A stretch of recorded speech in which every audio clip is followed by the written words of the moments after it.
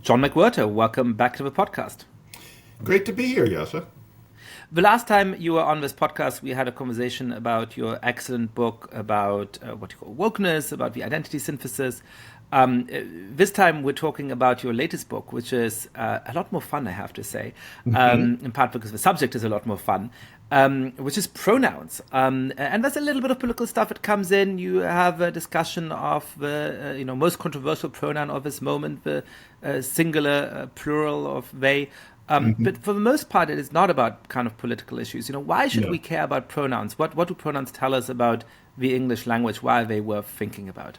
That's a good question. And really, I wrote Pronoun Trouble because woke racism was, I thought, a necessary book, but it was a very angry book. And after I write angry books, I always like to do some kind of linguistics, confection, dessert book. And that's what this was supposed to be. So pronouns are interesting because it's this compact collection of little words that all have interesting histories.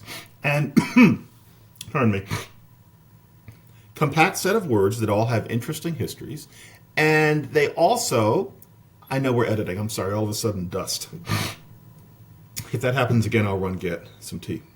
No worries at all. A compact collection of words that all have interesting histories and that do tie into historical issues and political issues. Although, to tell you the truth, when I wrote the book 2 years ago, I had no idea that we'd be talking about trans issues with the tone that we're talking about them today, so that the they, them would be connected to that. I was just writing about it more from the jolly linguist perspective. But yeah, pronouns are hot. They're hot little words.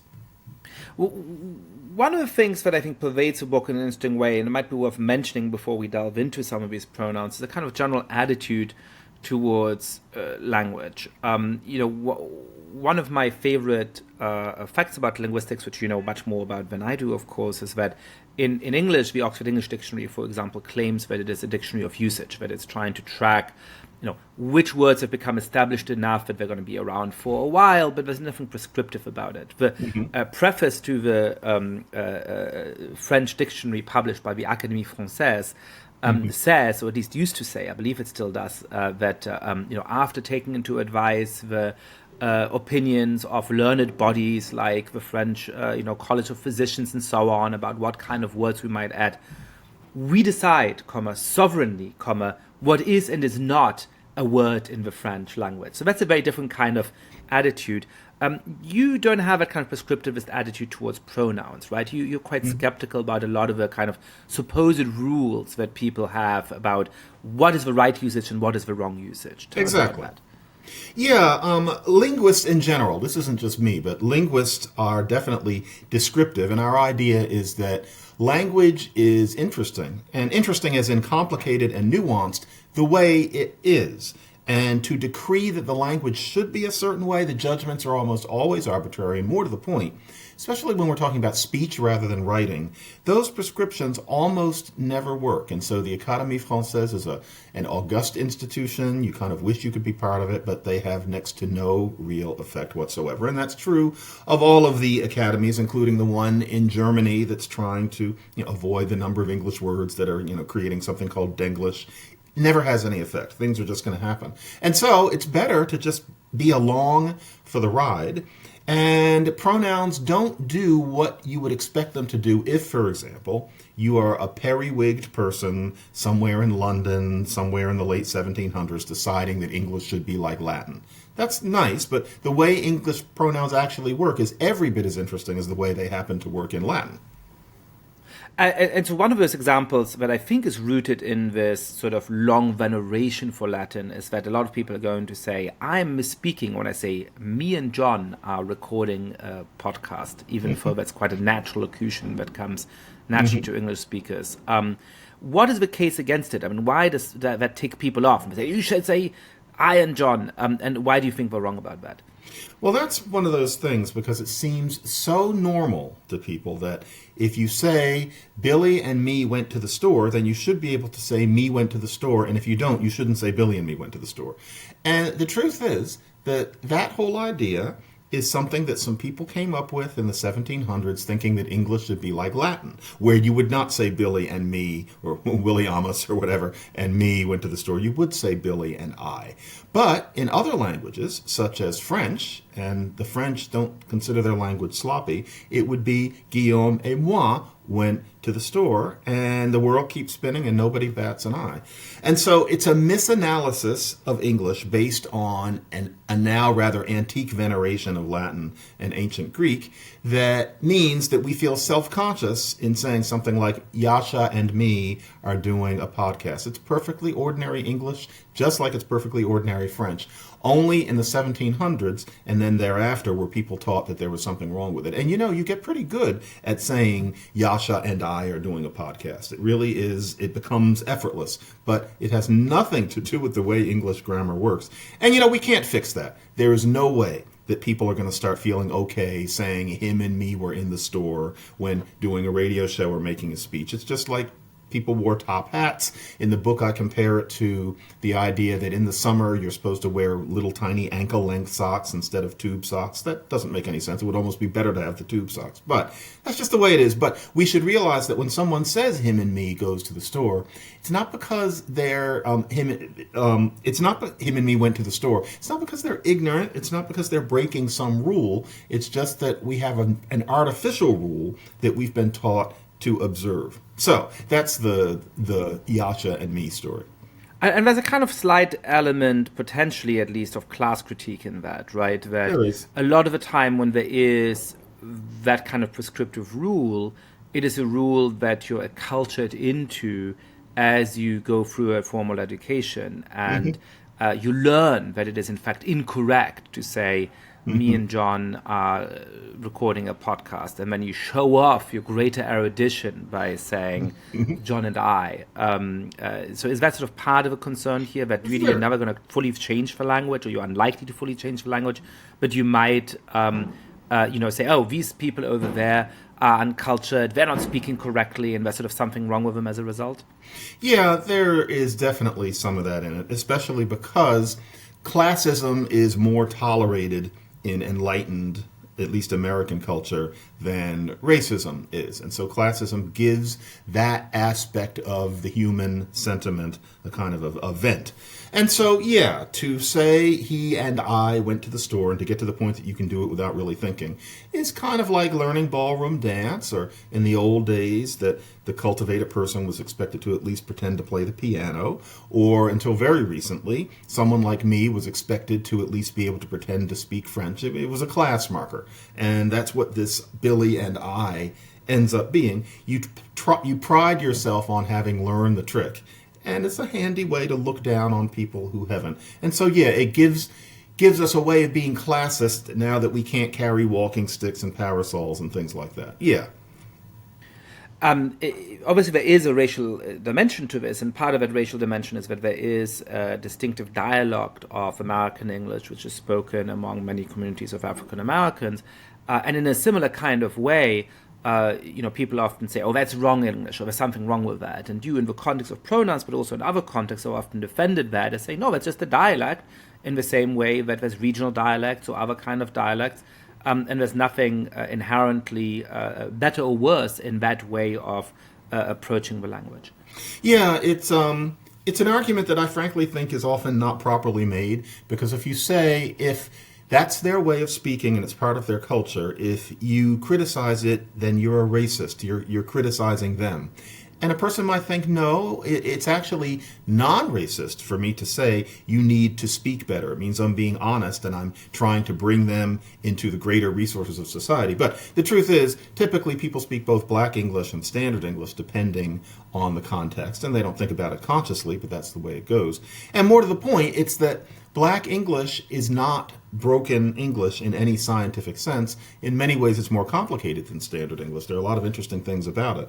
And so Black English is not illegitimate English any more than Bavarian German is illegitimate High German. They're just variations on a theme. They have different social meanings, but that doesn't mean that there's anything inherently broken about non-standard dialects.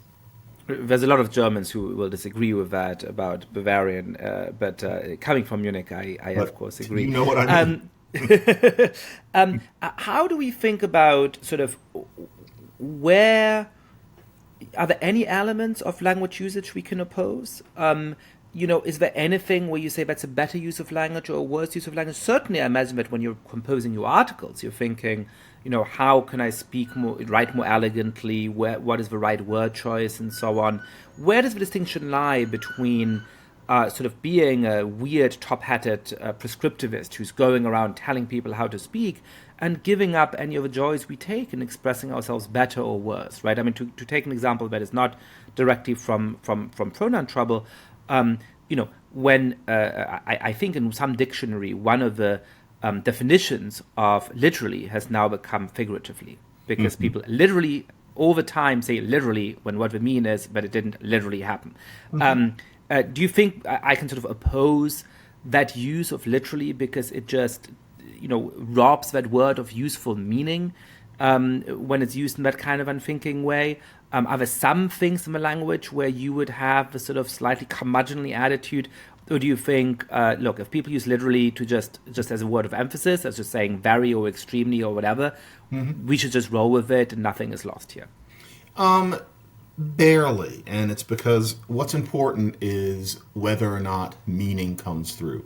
And that usage of literally to mean its opposite, as frustrating as it is for many people, it's not that anybody doesn't understand what someone means when they say, I was literally dying of thirst, when they're standing in front of you and obviously did not die. What that comes down to is a word like fast. So a rabbit runs fast, but then you can say the chair was screwed fast to the floor. Those are two different meanings of fast that would never confuse anybody. You can seed a watermelon. That means that you're taking the seeds out. You can seed the ground. You're putting the seeds in.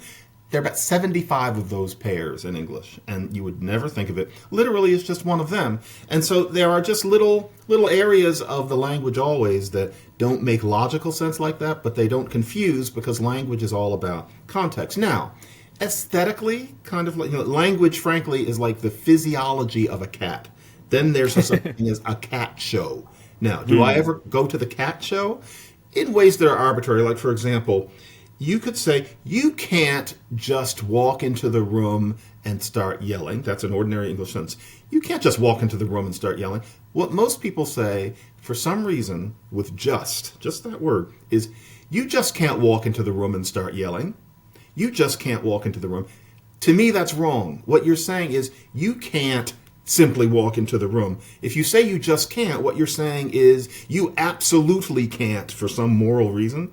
That wrinkle bothers me. I have noticed people saying you just can't in old movies, and so it's not new, but it's always struck me as illogical. However, no one has ever been confused by it. It's just a wrinkle in the language, and I need to get over it. But yes, I'm a human, but I would never say everybody stop saying this, because one, they wouldn't, and two, there's no reason to tell them to stop because the meaning is always clear. So let me hazard a mild pushback here. You can explain to me why I'm wrong about this. I agree with you that a lot of the time it's just a question of aesthetic preference, and when you have a new kind of usage for a word, we realize that it still exists in the two contexts, right? So you can express your pleasure about something by saying it's cool, it's great, it's amazing, or it's rad, which comes from radical. I realize that when I say, Jean-Marie Le Pen was a radical politician, that means different from when my friend who's a ski bum says, that was rad. Yes. There's no meaning lost there. It feels to me a little bit different in some of the contexts where we use literally. Because when you're saying, I'm literally starving to death, I agree with you. That doesn't bother me because it's really obvious in that context that you're not actually literally starving to death. Right. But there might be other contexts where I say, he literally shouted at me. Where it's really useful to have literally as a marker of saying this actually happened. I'm not exaggerating. I'm telling you exactly as it is. In the literal sense, this is really what he did. But that might be context where people nowadays are very tempted to just throw it in as a way of saying, he just was very rude, right? It's just a kind of way of reinforcing the strength of a sentence. But there might be confusion, and we might be losing our ability to denote that something literally happened, which would be a kind of loss. It wouldn't be a horrible thing, the world wouldn't fall apart, but it would be a sort of loss in our ability to express something important about the world in a concise and elegant way. I see where you're going, but I would really have to say I've never encountered a case of literally where I felt that it was ambiguous. If somebody said he was literally shouting at me, I can't imagine them meaning he was just a little loud and they're speaking colorfully. They would mean the person actually raised their voice. But all languages have little dings in them where there really is no quick way to express something that most languages have. My favorite example of it is in French, where you can't say that something sticks out. And so if you're parking, you have a rental car and you park it in the lot, and all the cars are parked in a straight line, and you don't really park all the way in, and the back is kind of sticking out.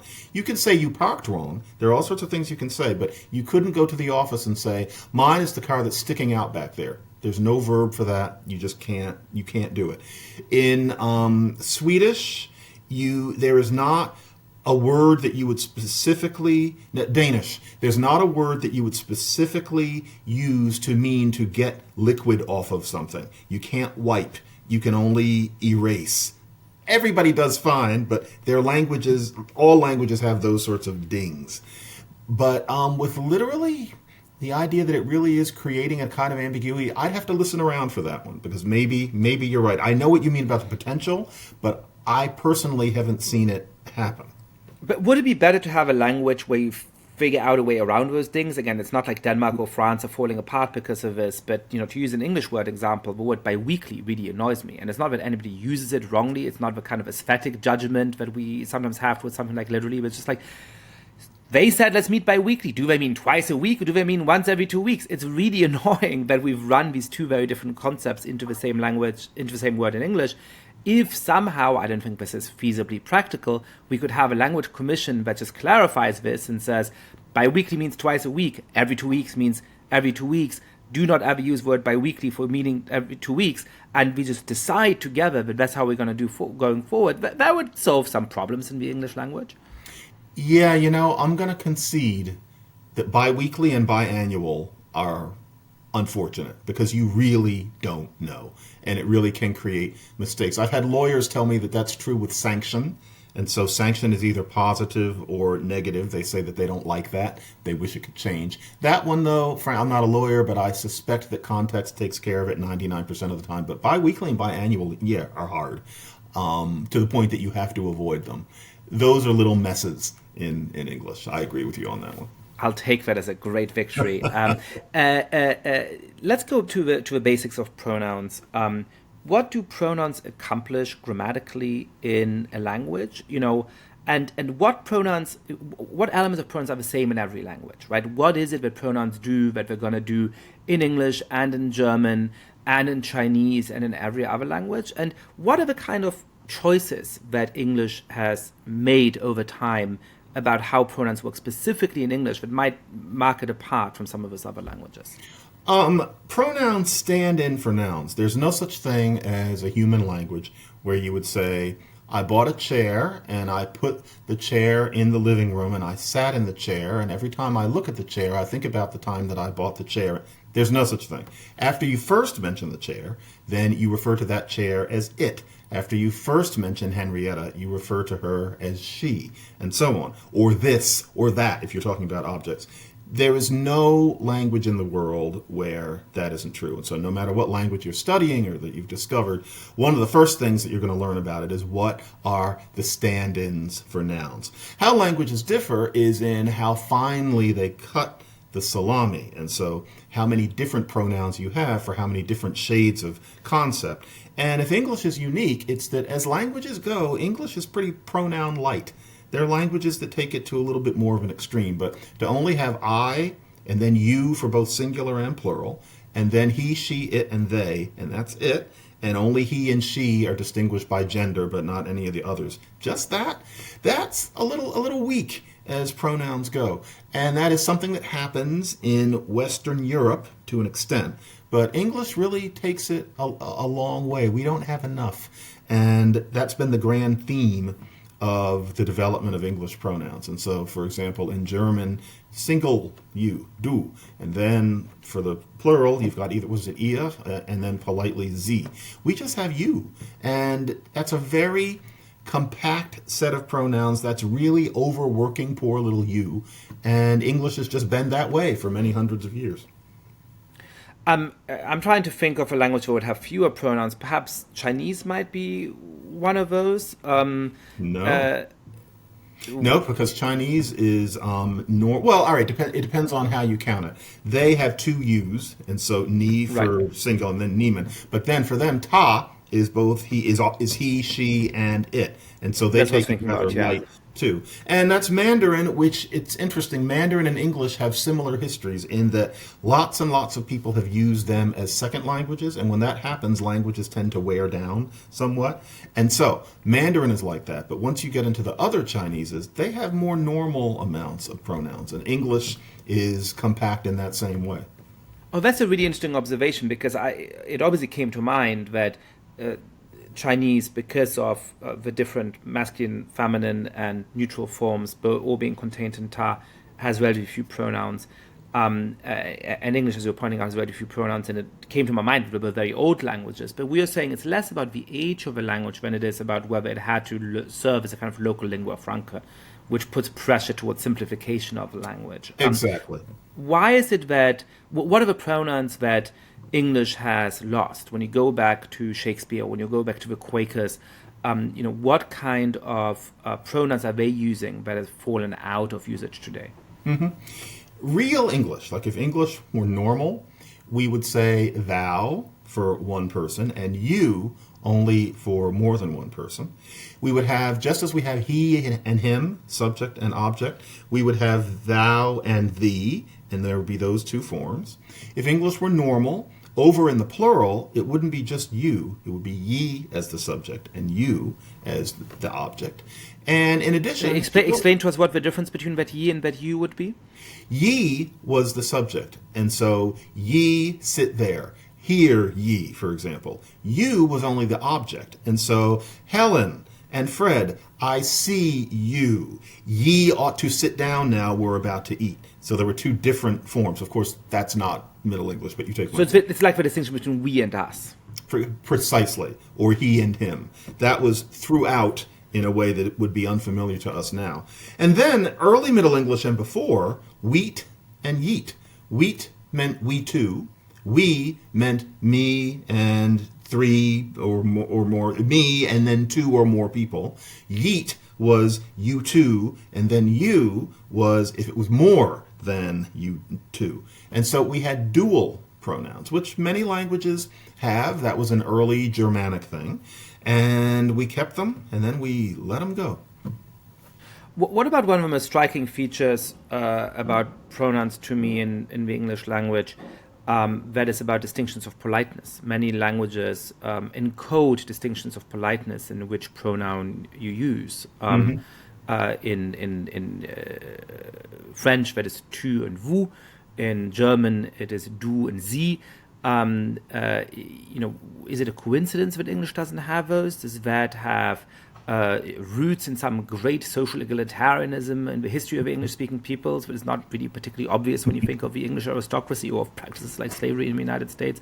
Why is it that English lacks that distinction, which is so common in other languages?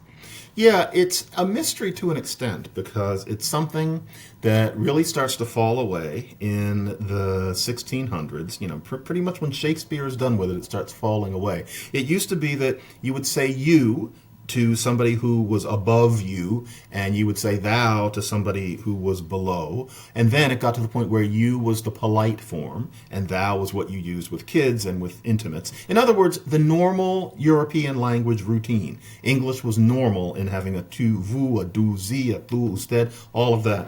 That's what Europe does. But for English, you, from the plural, just started taking over and became the singular form, and we therefore didn't have polite pronouns. So we can be very explicit and say your highness, or we can address somebody as sir, but we no longer had our vous.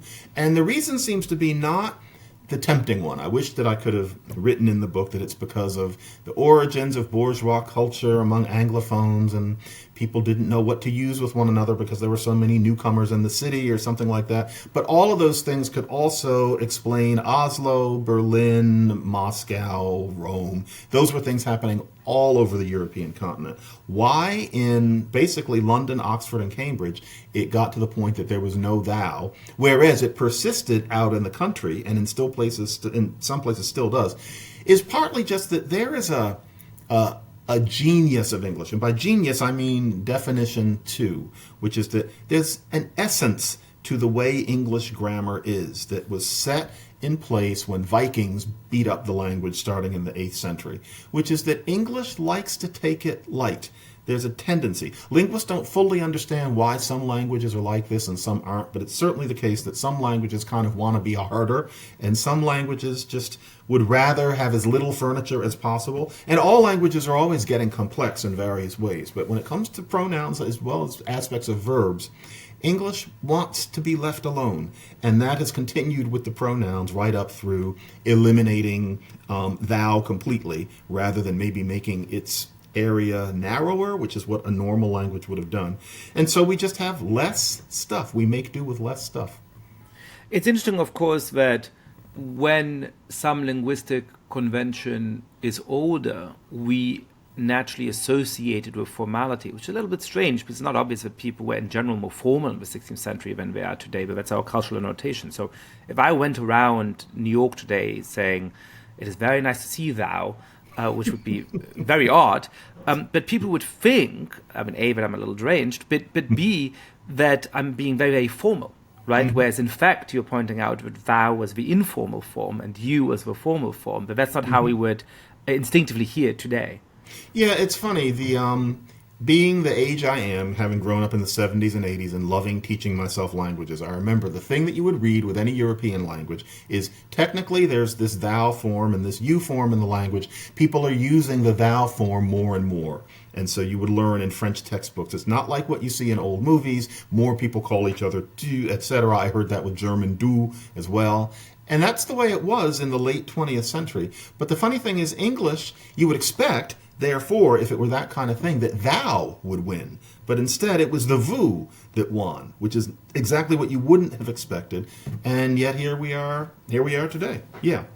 To what extent can sort of collective social or political judgments influence the language in that way? A story I've heard about Sweden is that, it was always a comparatively egalitarian society, but particularly after the 1960s and the 70s and 80s, it really came to be ill seen to use the formal form.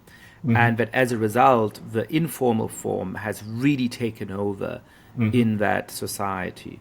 Do you think that is an organic social development, or can there be these forms of political agency? Are there examples in which, either in the case of pronouns or of other really fundamental features of a language, the decision of a king or the decision of some very powerful person, fundamentally influences the trajectory of that language, leading at the extreme to something like the loss of a formal form of a pronoun?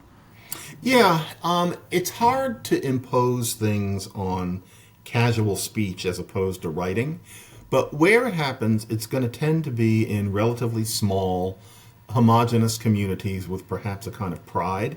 And so that Swedish story is one that took place in what is, in terms of population, a very compact nation, which was, until relatively recently, quite homogenous with a very distinct sense of its own traditions.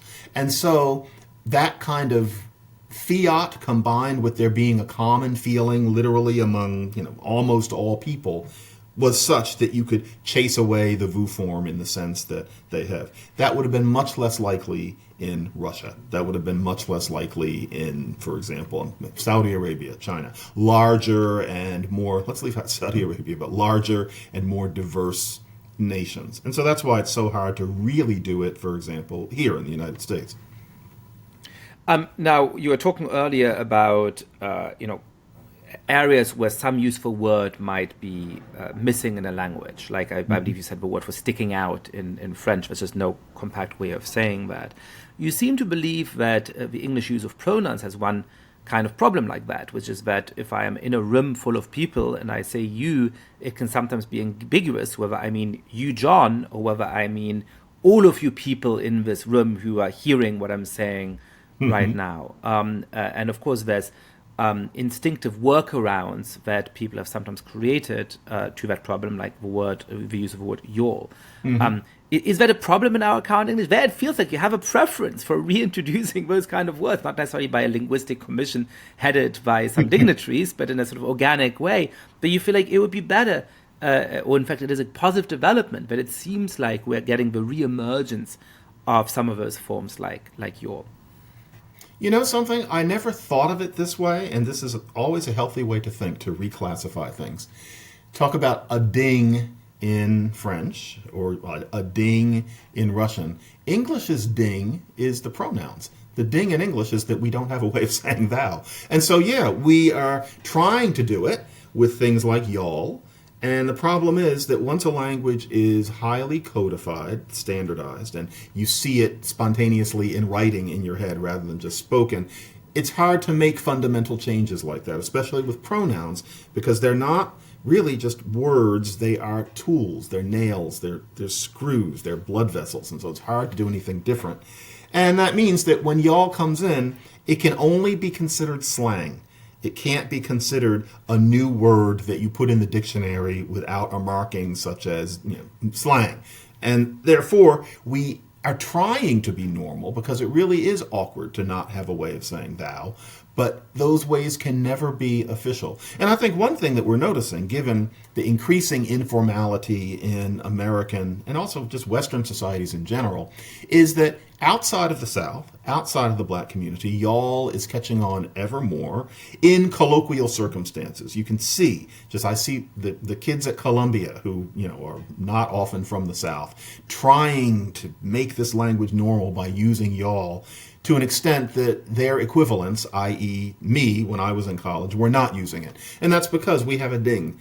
And I think it's only going to get as far as it's gotten, also you guys, but it'll never be standard, but at least we're using it because we did need it. Yeah, it's interesting. Even, in my presence in the United States for about 20 years, I feel like 20 years ago I would have felt like I'm pretending to be a southerner or something. I would say y'all. It would have been very strange. Whereas now I think sometimes in verbal language I do use it. Yeah. But, if I was addressing my students at the beginning of the semester and I wrote, hi, y'all, that would still feel very odd to me. I wouldn't do that. Never. But you could say, if you and I were at some conference, I see y'all at dinner, if you were feeling kind of jolly. That's becoming normal. Yeah, and that's because we need it. So one of the innovations, one of the dings, if you like, in the English language, is that we have trouble expressing certain kinds of plurals. And so we've gotten the introduction of what's called the singular plural, which is controversial in two ways. It is controversial because prescriptivists often dislike that kind of linguistic innovation, so it's controversial in the same kind of way in which y'all is controversial, but it's also controversial in a kind of second sense because it has become bound up with the whole debate about gender and questions surrounding trans topics. Explain to us the nature of that ding, how the singular they may be a solution to that, and how we should think about it. Yeah, there are times when you don't need to refer to gender. And it's hard to feel from English that you don't even need he and she. Context takes care of that 99.9% of the time. There are languages that have never made a difference like that, but we have he and she. But there are times when you really don't need it, and there are times when you really don't want it. And so in English, really, since Chaucer, it's been possible to say things like a person can't help their birth, where you don't say his birth, not her birth. Both of those feel too specific. A person can't help their birth. And so that's not new. It's not something people started doing in the 1960s or something like that. That's been just part of what many people thought of as the best English, including the quote-unquote best authors, since time immemorial.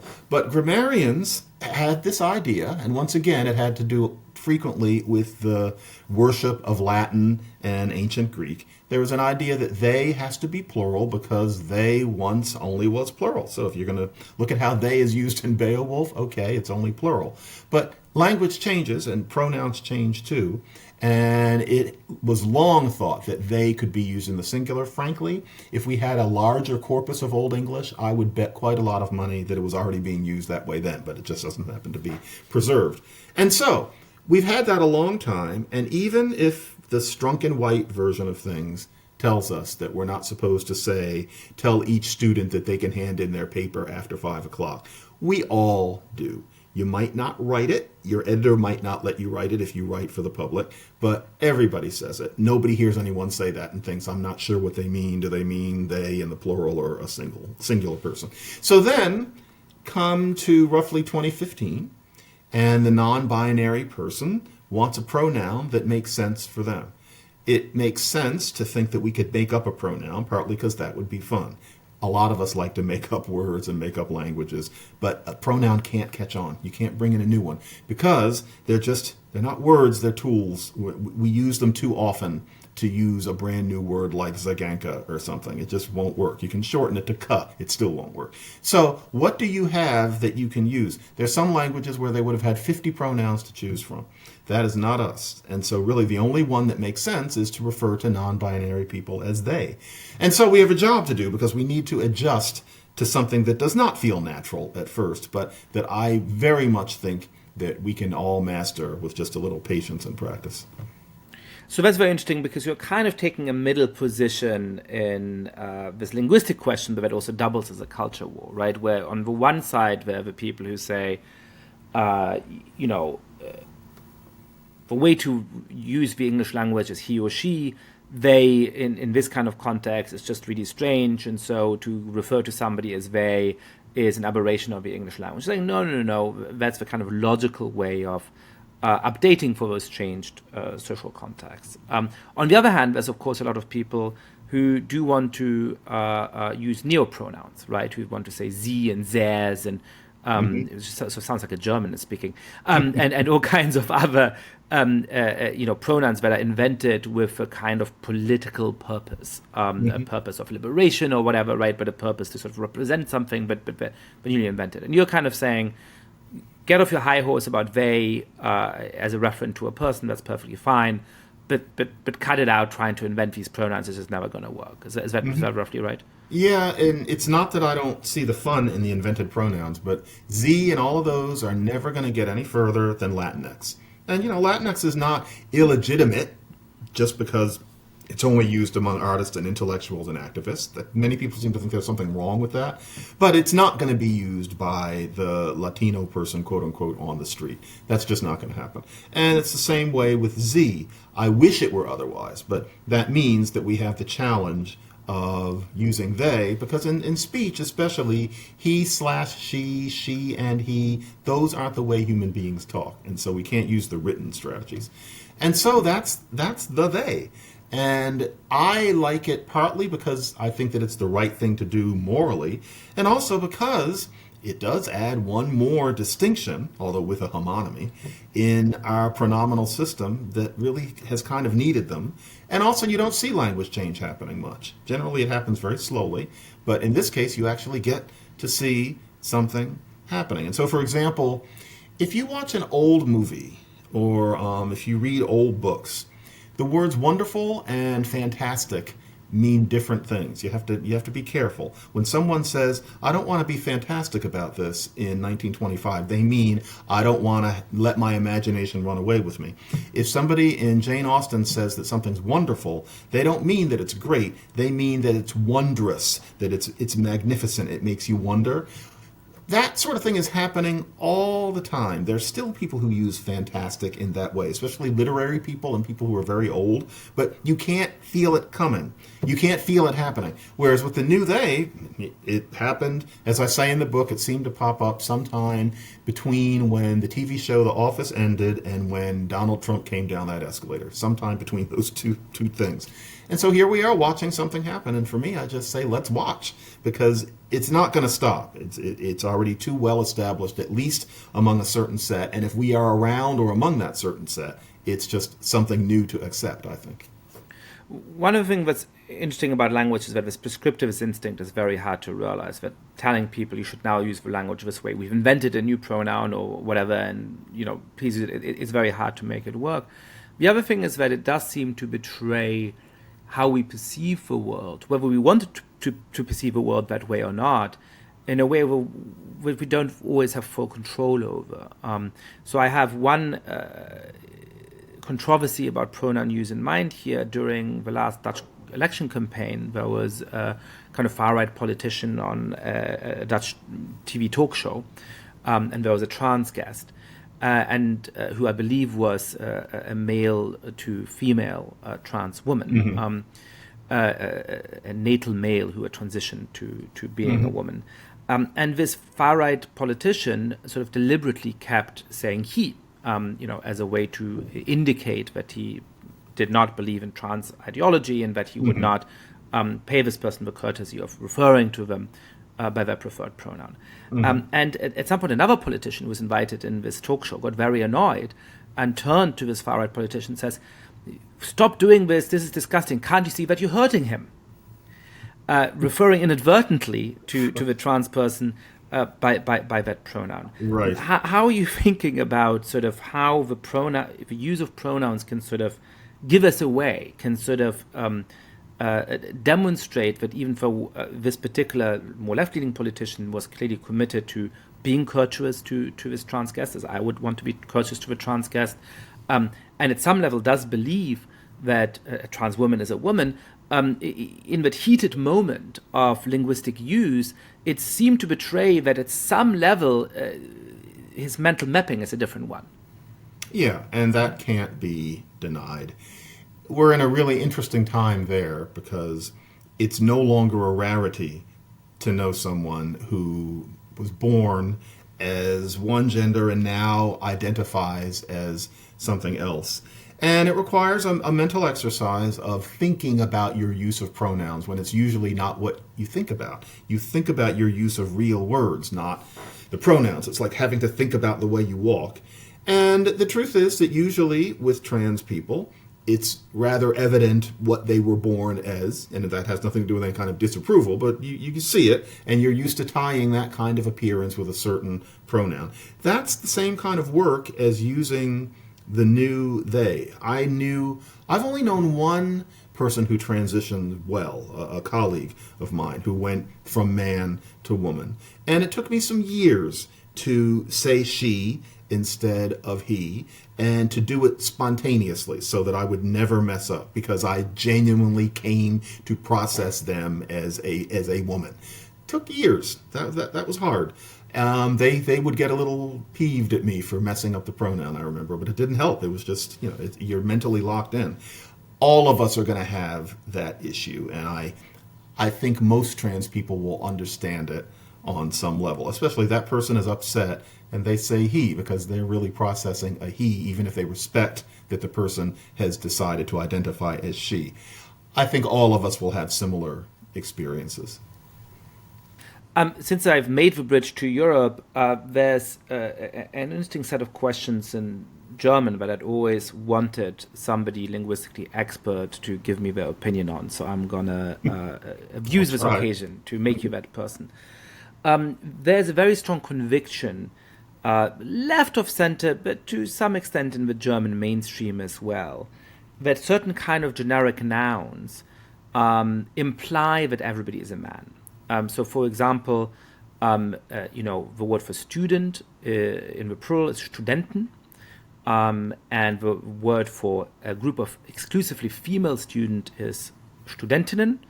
And so there's this idea that if you say, the lecture hall was full of students, of Studenten, that implies that they are all men. And so as a result, they now often use a kind of what I believe is a gerundive of Studierende, which literally is Oh, sort that's of clever. people who are in the process of studying right now Right. in a way that supposedly is more gender neutral, less from the perspective of trans questions in this context than from the perspective of not implying this generic masculine plural form.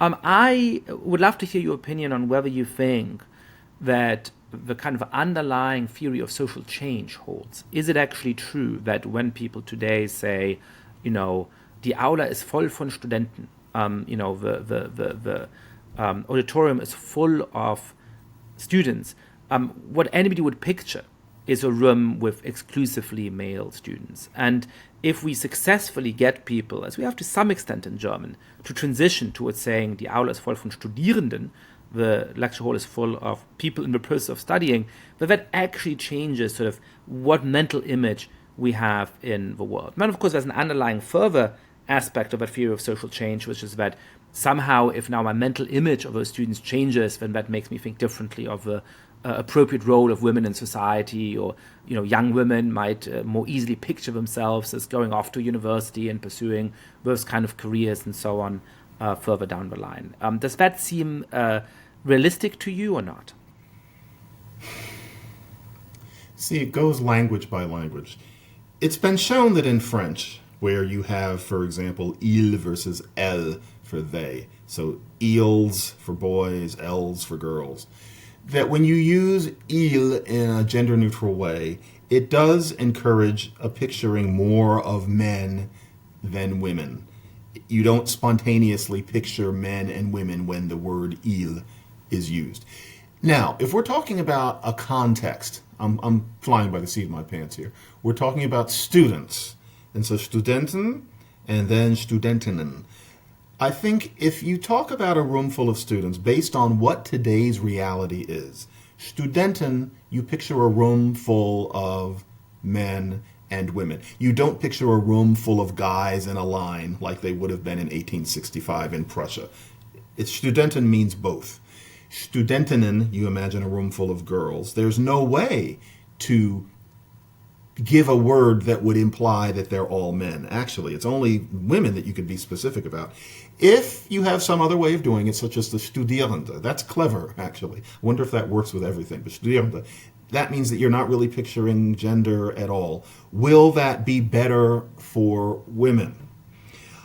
I'm not sure that anything needed to be fixed. Listen to me, an American, who's has never lived in Germany, but I'm not sure anything needed to be fixed when it comes to student, or anything where you could then change it to the gerund. But then again, let's say it wasn't students. Let's say that it was pilots, where you spontaneously imagine male pilots, and so instead pilot, and so Pilotinnen. I'm pretending. Yeah, no, that's exactly right. Piloten for the Right. plural masculine and Pilotinnen for the plural feminine. It's interesting, so though, that Fliegende? so I don't think there, in fact, is a gerundive in that case. I No. think that's just one where that happens not to. I mean, you could say Pilotierende would be the gerundive, Pilotierende. but I've never heard anybody use that. That sounds very cumbersome. But maybe they should, because then women would be more spontaneously imagining themselves as pilots. It's hard for me to do this because I'm not in the society. I'm all on board with the pronouns, finding gender-neutral pronouns, which apparently is happening all over Europe. What is it in German? It's Sie. Sie is one that people are using. Nobody uses that. You've never heard it? Well, no. So the solution in German is quite odd to me, which is that in written German, you have a little star, what's called a Genderstern, a gender thing. star. So Yeah. it's, Student, star, innen. But of course, there's no way to represent that star in spoken language. And No. the thing that I think I believe is a doomed exercise, so I'd be interested in hearing your opinion on this, is that what you hear in left-leaning, highly educated spaces is a little pause that is meant to represent that gender star. So what people will say naturally is Studentinnen, or Studenten, or Studierende, but what they will say in those kind of spaces, StudentInnen. That's never going to catch on, except in those spaces. Wow. Actually, I think they use those stars in, this is going to sound kind of la-di-da, but the German translation of woke racism. And I've gotten a lot of angry mail from Germans who say that the way language is used in the book doesn't sound like me, because it's not the way I would put things.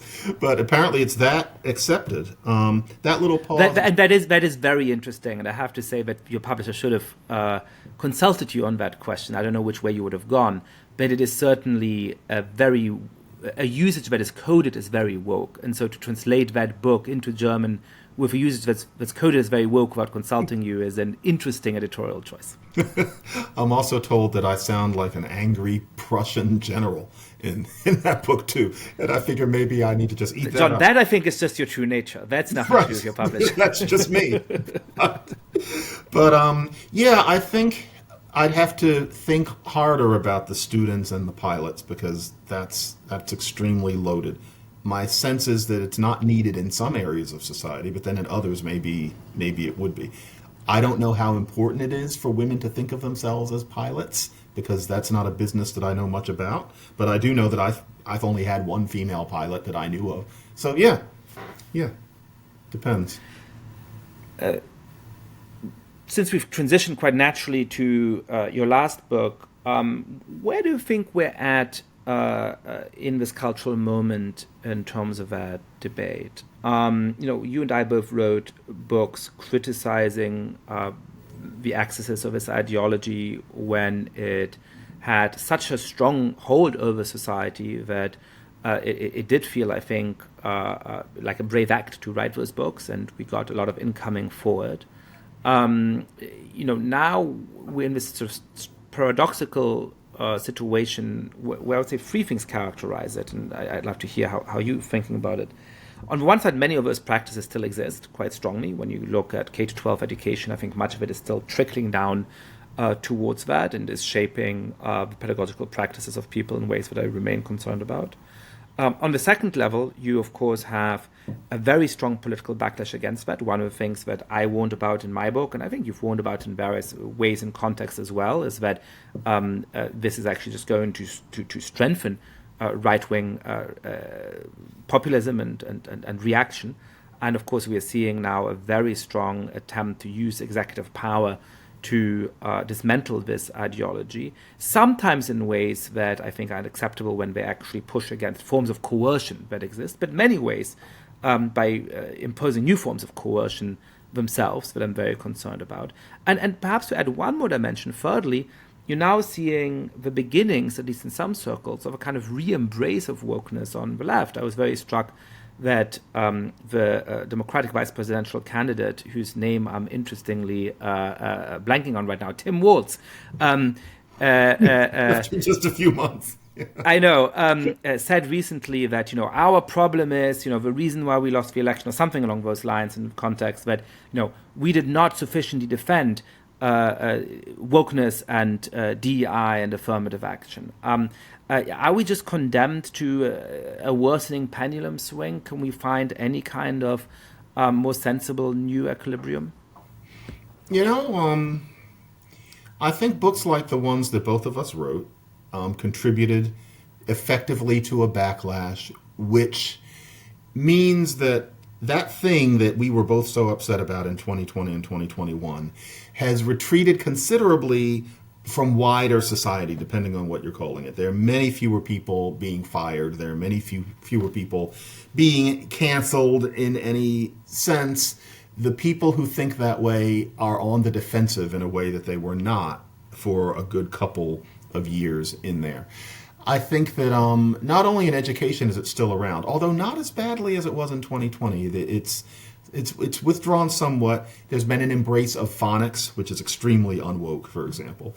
But in the arts and in the humanities and social sciences, I think that kind of wokeness is deeply entrenched, and I'm not sure what could get rid of it. And more to the point, I think the historical analysis will be, we'll go ahead about 20 years from now and look back on what's going on so far. What happened with that especially furious kind of wokeness is it didn't retreat.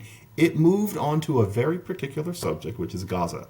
The whole way that the American left deals with that nasty situation is the same frame of mind, the same kinds of slogans, the same kinds of cancellations that we saw in the era of George Floyd, only applied to how you feel about that movement.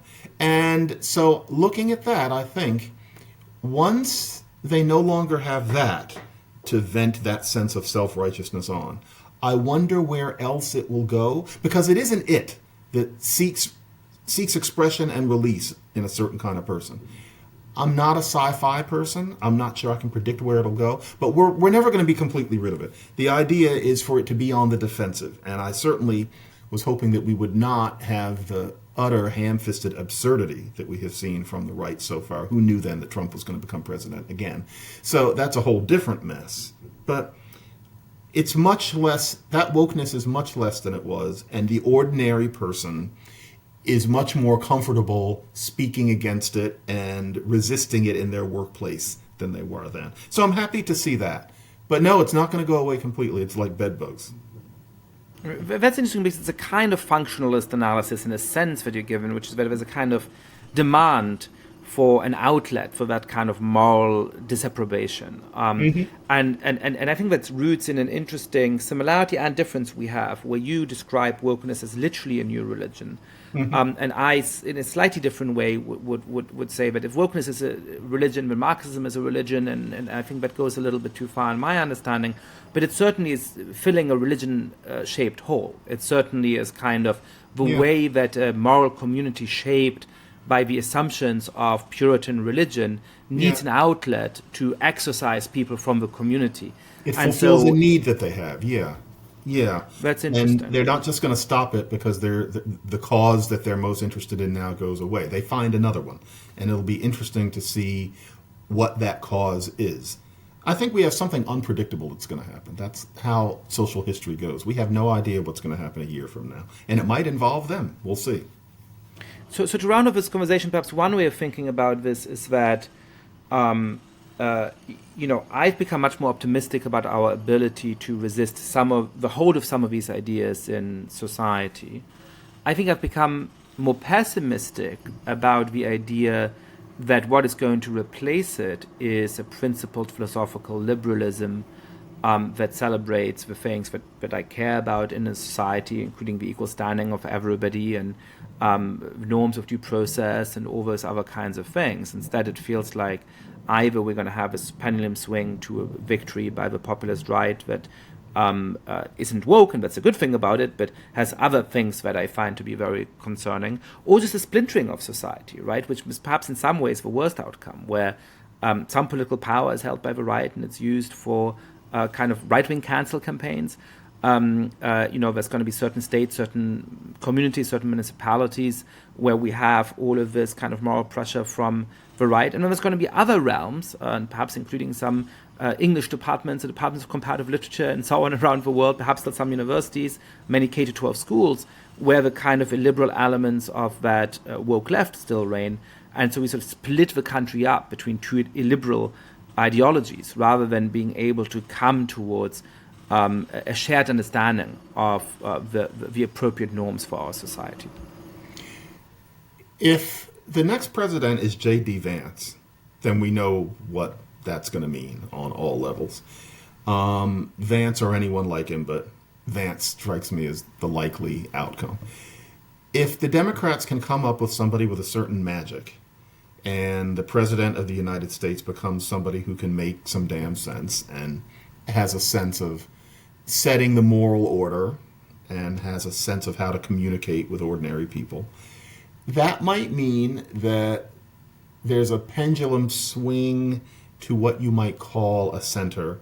There will be pitchfork-carrying MAGA types and J.D. Vance types on the sidelines. But if they weren't president, and if the Democratic candidate were somebody who could possibly last 8 years, which might as well be 10, and maybe then install someone else, I have hope there. But only if the next president isn't J.D. Vance, in which case I have no idea what I would predict for the 15 years after that. John, thank you so much for writing this delightful book, and thank you so much for coming back on the podcast. Yascha, thank you for putting up with me.